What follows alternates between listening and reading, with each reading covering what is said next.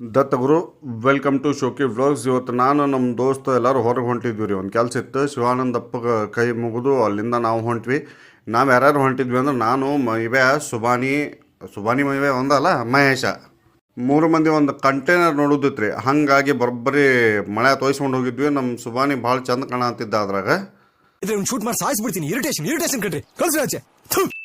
ನಾವು ರಾಂಗ್ ಅಡ್ರೆಸ್ಸಿಗೆ ಬಂದಿದ್ವಿ, ಹೀಗಾಗಿ ರೈಟ್ ಅಡ್ರೆಸ್ಸಿಗೆ ಹೋಗ್ಬೇಕಾಗಿತ್ತು. ಮತ್ತು ಗಾಡಿ ಚಲೋ ಆಯ್ತು.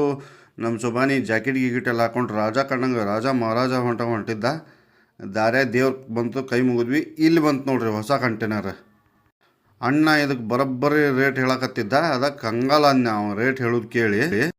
1,60,000 ರೂಪಾಯಿ ಕಂಟೈನರ್ಗೆ. ಹೊಳ್ಳಿ ಮುಂಬೈಯಿಂದ ಬರ್ಬೇಕಂದ್ರೆ ಮತ್ತೊಂದು 50,000 ರೂಪಾಯಿ ಟ್ರಾನ್ಸ್ಪೋರ್ಟೇಷನ್ಗೆ, ಅದಕ್ಕೆ ಇದಕ್ಕೆ ಅಂತ ಹೇಳಿದ. ಇದು ನೋಡೋಕೇನೋ ಚಂದ ಇತ್ತು ರೀ, ಆದ್ರೆ ಒಂದು ಲೆಕ್ಕ ಇರ್ತೈತಿ, ಅದಕ್ಕೆ ಕಮ್ಮಿ ಮಾಡೋಣ ಅಂತಂದ್ವಿ ಅವಂಗೆ.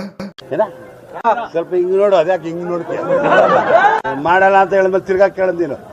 ಹೋಲ್ ಬಿಡಪ್ಪ, ಯಾಕೆ ಬೇಕಂತಂದು ಅಣ್ಣಗೆ ಆದ್ ಬಿಡೋಣ, ನಿನ್ಗೆ ಎಷ್ಟು ಬೇಕು ಅಷ್ಟ ರೇಟಿಗೆ ಕೊಡು ಅಂತಂದು ನಾವು ಇನ್ನು ಹೆಚ್ಚಿನ ಮಾತಾಡೋದು ತಪ್ಪಕತ್ತೆ ಅಂತಂದು ಹೇಳಿ ಹೊಳ್ಳಿ ಸುಮ್ಮಾಗಿ ಇನ್ನೇನು ಮಾಡ್ತೀರಿ, ಇನ್ನೊಂದು ಸತಿ ಚೆನ್ನಾಗಿ ನೋಡ್ಕೊಂಡ್ವಿ. ಅಲ್ಲಿಂದ ನಾವು ಇನ್ನೊಂದು ಕಡೆ ಇತ್ತು ರೀ, ಅಲ್ಲಿ ಇಲ್ಲಿ ಜಿಂಗ್ಚಾಕ್ ಮಸ್ತ್ ಇತ್ತಿದ್ದು ರೋಡ್.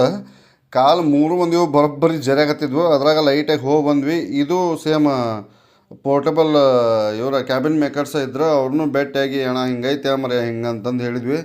ಅವರು ಬರೋಬ್ಬರಿ ಬಗನಿಗೆ ಊಟನ ಹೇಳಿದ್ರಿಪ್ಪ ರೇಟ್. ಇವ ಅಣ್ಣ ಇಲ್ಲಿ ಕುಂತ ರೇಟ್ ಹೇಳಿದ್ವಿ, ಅವ್ನ ರೇಟ್ ಕೇಳಿ ಒಂದು ಲೆಕ್ಕಕ್ಕೆ ಸೈಕ್ ಆಗ್ಬಿಟ್ಟಿವಿ ನಾವು. ಇಲ್ಲೊಂದು ಸಮಸ್ಯೆ ಖಂಡಿತ ಇದೆ. ನಮ್ಮ ಬಜೆಟಿಗೆ ಏನದು ಕರೆಕ್ಟ್ ಆಗಲಿಲ್ಲ ರೀ, ಬೇಡಪ್ಪ ಅಂತಂದು ಹೊಳ್ಳಿ ಇನ್ನೊಂದು ಸತಿ ಚೆನ್ನಾಗಿ ನೋಡ್ಕೊಂಡು ನಾವು ನಮ್ಮ ವ್ಲಾಗನ್ನು ಮುಗಿಸಿ ಮನೆ ಕಡೆ ಬಂದ್ವಿ. Thank you Dattaguru.